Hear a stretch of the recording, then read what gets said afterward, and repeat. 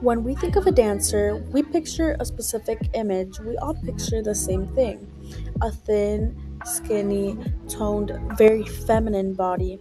However, that image it's not natural. It's something that we learn through the media we produce and that we see every single day. Teenagers, on average, a day spend most of their time on social media being exposed to these idealized images, and over time, the repetition doesn't just influence what we see, it creates us. Across platforms like TikTok and Instagram, certain body types are constantly promoted.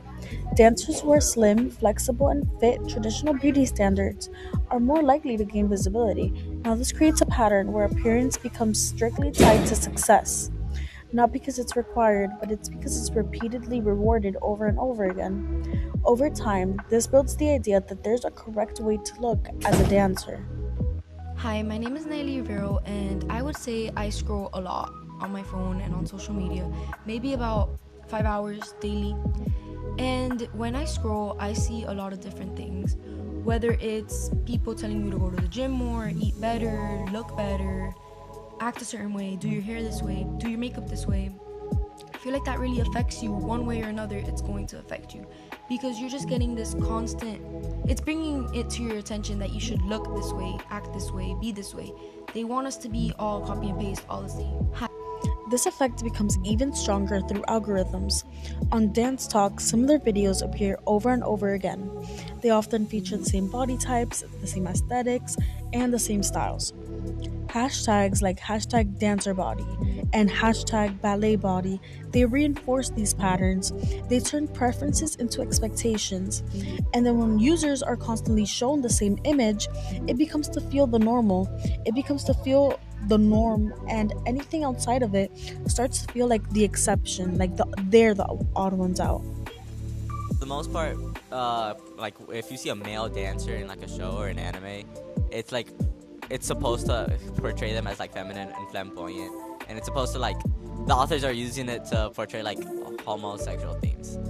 I mean, I guess it makes sense that they're they use it to express homosexual themes, but you don't necessarily have to do it. I know like a few boys who do dance like just as a hobby, and they have girlfriends, so they just have to like disassociate dancing from femininity and just see it as like a pure hobby that anyone can do regardless of gender or sex. Let's shift the topic to TV shows and film and how media portrays dancers. In films like Black Swan, dancers are shown as disciplined, fragile, and physically controlled. This reinforces a really specific body ideal. At the same time, shows like Dance Moms openly critique the dancers' bodies, which normalizes the idea that appearance is something to be judged alongside the talent, not just dancing itself.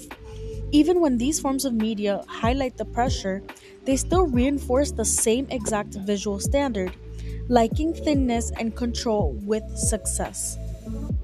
However, media representation is not completely static.